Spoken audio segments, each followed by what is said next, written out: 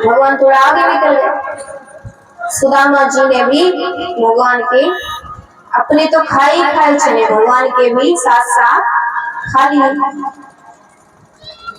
और सुदामा जी को, क्योंकि कहते हैं ना, कभी किसी का हक मत लो, किसी के हक का कभी नहीं खाना चाहिए, वरना वो पता नहीं कहां से निकलता है, कब निकलता है। सुदामा जी को भी बहुत दरिद्रता का सामना करना पड़ा। अभी इसका ये तो नहीं है कि सुदामा जी ने भगवान के हक के चने खाए थे तो उनको तुरंत का तुरंत परिणाम मिला। जब उनका विवाह हो गया, बच्चे हो गए, वृद्ध हो चले, तब जाकर उनको ये समझ आया कि मेरी दरिद्रता का कारण यही है कि मैंने किसी का हक के चने खाए थे, हक खाया था। तो जो जिसका हक खाता है ना, उसका कभी भला नहीं हो सकता, कभी ना कभी परिणाम उसको भोगना पड़ेगा। तो यहाँ पर भगवान की मित्रता सुदामा जी से होती है।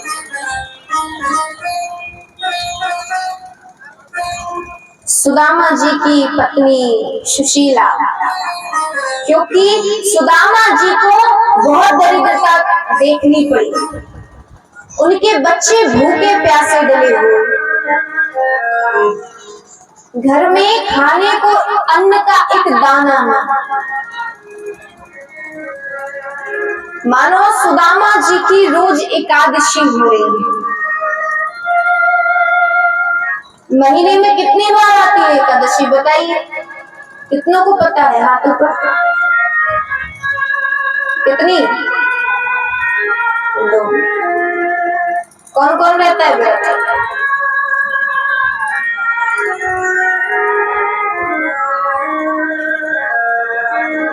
ये तो हमें लग रहा है जैसे साक्षात ध्रुव जी महाराज हैं, प्रहलाद जी हैं, रखते हैं एकादशी व्रत।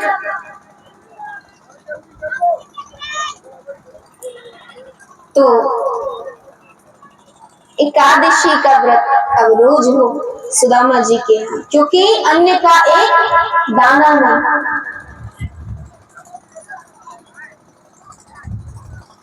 सुशीला जी ने कहा कि जो द्वारका के नाथ हैं, जो द्वारकाधीश है, द्वारका के राजा है, मैंने सुना है वो आपके अत्यंत सखा रहे, अतरंग सखा रहे, परम मित्र। परम मित्र यानी बेस्ट फ्रेंड। फ्रेंड वही होता है जिसका एंड हो जाता है, और मित्र जो हमेशा चलते हैं। कभी फ्रेंड मत कहिए, मित्र कहिए। तो सुदामा जी के मित्र कृष्णचंद्र, उनकी पत्नी ने कहा कि मैंने सुना है आपकी बहुत मित्रता है उनके साथ। देखिए तो हम यहाँ पर गरीब हैं, थोड़ा कुछ अगर द्वारका से आ जाता तो सही रहता। आपके तो वो मित्र हैं, आपको दे भी देंगे। सुदामा जी ने कहा मैं ऐसा कुछ कर ही नहीं सकता। एक तो इतने दिन बाद जा रहा हूँ मिलने, और फिर आप ये कह रहे हैं कि मैं कुछ मांगू, कैसा लगेगा? मैं मांगने नहीं जाऊंगा। सुशीला जी कहते हैं ठीक है मांगने मत जाइए, पर कम से कम मिलने तो जा सकते हैं ना। सुदामा जी कहते हैं मिलने तो जा सकता हूँ, पर भेंट भी तो ले जानी पड़ेगी ना, पहली बार जा रहा हूँ। अब महाराज सुदामा जी का भाव तो देखिए, उनकी मित्रता तो देखिए। घर में एक अन्न का दाना है, पर फिर भी भेंट का सोच रही है कि क्या भेंट ले जाए।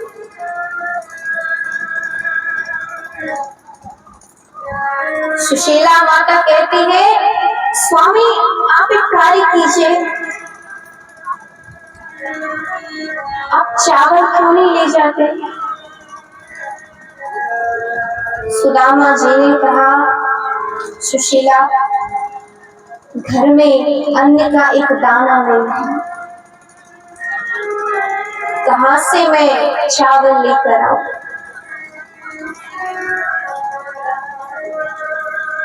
सुदामा जी ने कहा कि मैं कार्य करता हूं, पड़ोस से कुछ चावल लेकर आता हूं। सुदामा जी भिक्षा मांगने घर घर जा रही है। उनको थोड़े से चावल मिल जाते हैं। उन्होंने चावल को एक पोटली में डाला और द्वारिकापुरी की ओर बढ़ गए।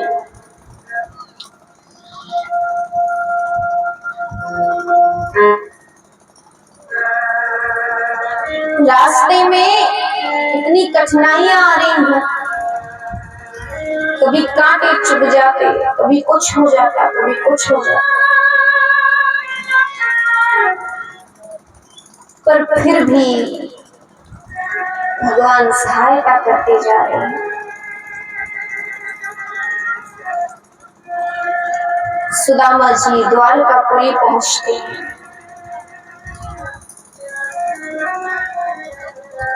द्वारका में महल के बाहर खड़े हुए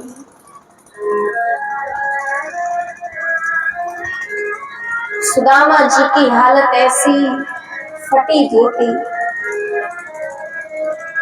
और कुछ भी नहीं।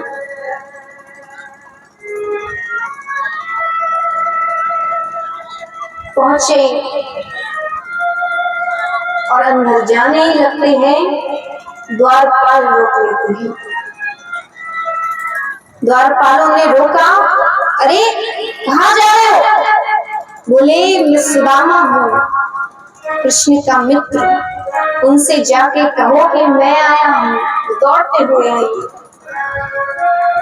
तो क्या कह रहे हैं सुदामा जी, देखो देखो ये गरीबी कहाँ, कृष्ण के दर पे विश्वास लेके आया। मेरे बचपन का यार है मेरा श्याम, यह सोच कर मैं आस लेके आया हूँ। अरे द्वारपालो कन्हैया से कह दो, अरे द्वारपालो कन्हैया से कह दो, घर पे सुदामा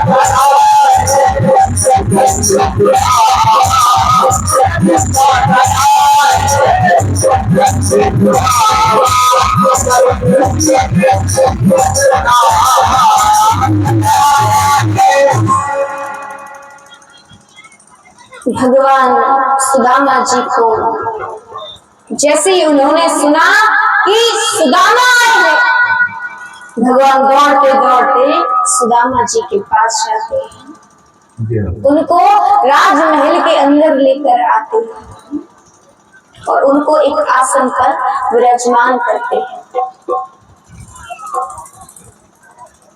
और भगवान जैसे सुदामा जी की दशा देख रहे हैं ना, भगवान के नेत्रों से अश्रुधारा बहने लगती है कि देख सुदामा की दीन दशा,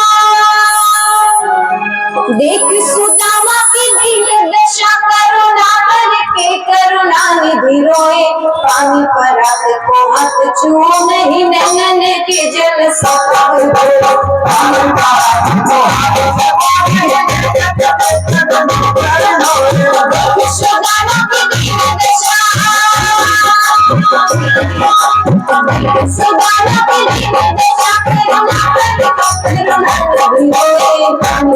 परात को हाथ छो नहीं,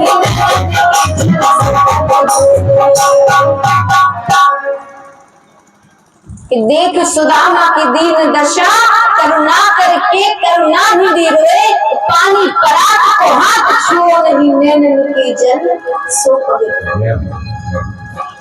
भगवान ने जैसे सुदामा जी के चरण देखे, कांटे चुभे हुए,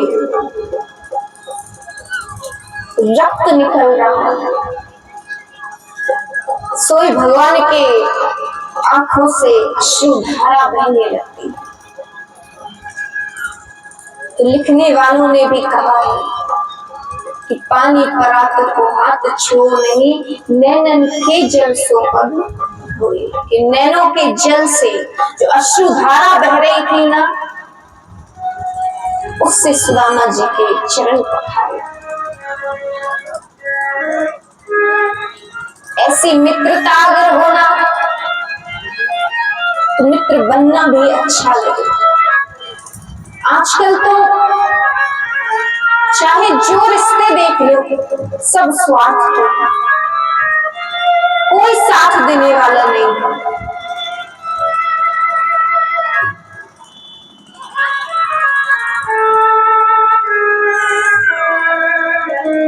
सब स्वार्थ के ही रिश्ते, नाम मात्र के बचे हुए। तो एक अब चाहे आप कविता कहे, गाना कहे, कईयों ने बहुत बार सुना होगा, पर हम सुनते बस हैं, पर उसमें जो भाव अर्थ जो उसका निकलता है वो अलग ही है।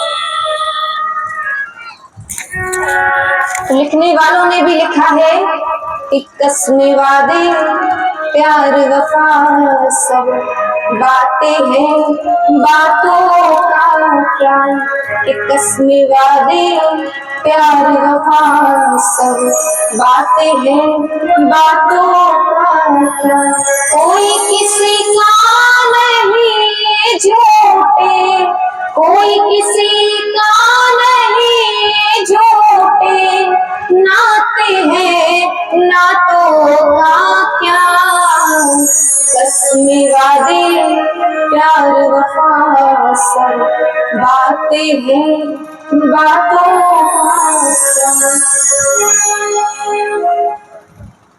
हम सोचते हैं सब हमसे अच्छे से बोल रहे हैं तो फिर भी सब अच्छे ही होंगे, पर असल में जो लोग आपसे मीठी मीठी बातें करें ना, मतलब कुछ तो गड़बड़ है। और हमें वो सामने दिख भी जाता है, फिर भी हम सोच लेते हैं सुधर जाएगा सुधर जाएगा, पर वो हमारे सामने भी होता है, फिर भी हम नजरअंदाज करते हैं। तो लिखने वालों ने फिर भी कहा है, होगा मसीहा सामने तेरे, फिर भी तू ना बच पाएगा, होगा मसीहा सामने तेरे, फिर भी ना बच पाएगा, तेरा अपना वो नहीं आखिर एक दिन आग लगाएगा, तेरा अपना वो नहीं आखिर तुझको आग लगाएगा, कि आसमान में उड़ने वाले, आसमान में उड़ने वाले मिट्टी में मिल जाएगा, कसमें वादे प्यार वफा सब बातें हैं, बातों का, कि हमारे सामने सब हो रहा है, हमें दिख भी रहा, पर फिर भी नजरअंदाज कर देते हैं। और जैसे ही आपके सुख के दिन गए और दुख आया, सबसे पहले वही साथ छोड़कर जाते हैं जिस पर आपने बहुत भरोसा किया हो, फिर कोई काम नहीं आता। तो दूसरी पंक्ति में भी ये लिख रहे कि सुख में साथ रहेंगे तेरे, दुख में सब मुख मोड़ेंगे। सुख में साथ रहेंगे तेरे, दुख में सब मुख मोड़ेंगे। दुनिया वाले तेरे होकर तेरा ही दिल तोड़ेंगे। दुनिया वाले तेरे होकर तेरा ही दिल तोड़ेंगे। और क्या उम्मीद करना है ऐसे लोगों से कि जो भगवान तक को धोखा दे रहा है, जबकि ये पता होते हुए भी कि वो देख रहा है, हर जगह से आपको देख रहा है, पर फिर भी हम भगवान तक को धोखा दे जाते हैं कि देते हैं भगवान को धोखा, देते हैं भगवान को धोखा, इंसान को क्या छोड़ेंगे। कसमें वादे प्यार वफा बातें हैं बातों का, कसमें वादे प्यार वफा बातें हैं बातों का। कोई किसी का नहीं झूठे, कोई किसी का नहीं झूठे, नाते हैं नातों का प्यार। कसमें वादे प्यार वफा बातें हैं बातों का। जब जैसे ही सुख के दिन चले जाते हैं ना, और दुख के दिन तुरंत आए, सोई सबसे पहले वही साथ छोड़ता है जिस पर हमें अटूट विश्वास हो। अब इसको सुन के ये नहीं करना है कि सब घर छोड़ दो, परिवार छोड़ दो, नहीं करना है। रिश्ते निभाओ, किरदार निभाओ, पर उम्मीद तो एक ही से करो, किससे? परमात्मा से। क्योंकि एक वही है जो आपको किसी भी हालत में छोड़ेगा नहीं, वरना सब साथ छोड़ जाए। अरे एक चूक हुई सब छोड़ देते हैं, पर यहाँ पर हजारों गलतियां कर लो फिर भी ये माफ कर देते हैं। तो आश्रय केवल इनका लो, बाहर वालों का नहीं। बाहर वाले तो आते जाते रहते, इनको मानो, इनको पूजो, और हम इन्हीं को ज्यादा समय नहीं देते, जबकि ये जानते हुए भी कि यही परम सत्य है। बाकी पूरी दुनिया असत्य है। मैंने उस दिन भी कहा था ईश्वर ही सत्य है, कि ऐसी सत्यता है कि जब हम आप यहाँ नहीं थे तब भी वो थे, जब हम आप यहाँ नहीं होंगे तब भी वो होंगे। यानी जन्मों जन्मांतर भगवान होंगे, वही एक परम सत्य है। हर जगह विराजमान है प्रभु, हरि व्यापक सर्वत्र समाना, प्रेम के प्रकट हुई मैं जाना। हरि हर जगह है, पर अगर उनको प्रकट करना है ना तो प्रेम से करना पड़ेगा। प्रेम होना चाहिए, भाव होना चाहिए। गोस्वामी तुलसीदास जी ऐसे ही नहीं लिखते, हरि व्यापक सर्वत्र समाना, हरि व्यापक सर्वत्र समाना,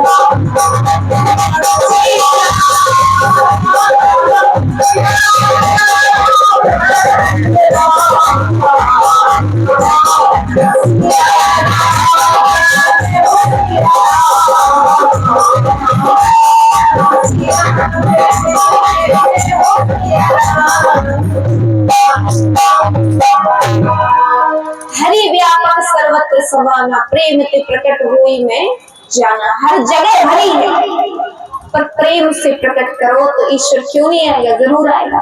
और हृदय से पुकार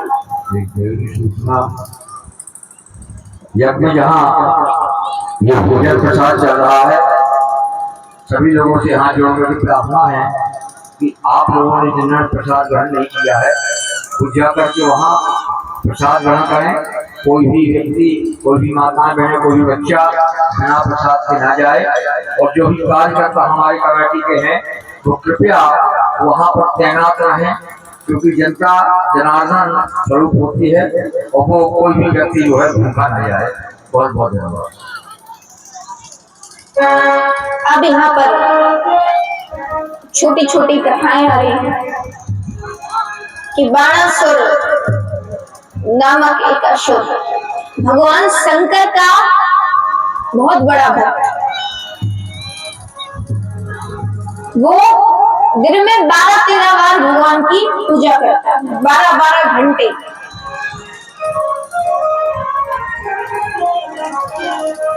पर पूजा कैसी, ना कोई स्तुति, ना कोई भजन, ना कोई श्लोक, कुछ नहीं, मात्र श्रृंगार, भगवान का श्रृंगार कर रहा है। ऋषिगण वहां से जाते हैं,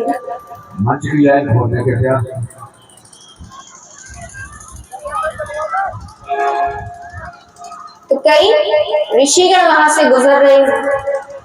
उन्होंने कहा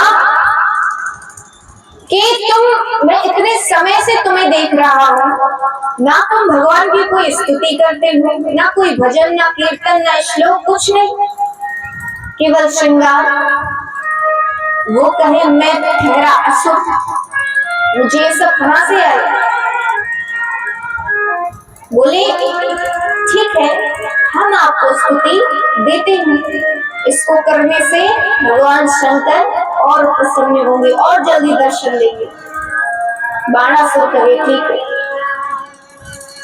अब वो रोज स्तुति करे, श्लोक का गायन करे, तो भगवान शंकर उसको दर्शन देते हैं।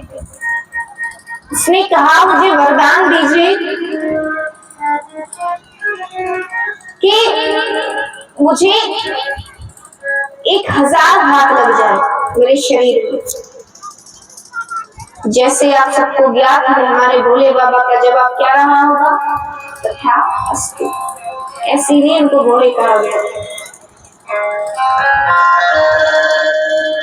तो भोले बाबा ने कहा तथास्तु और उसको ये वरदान दिया। अब वो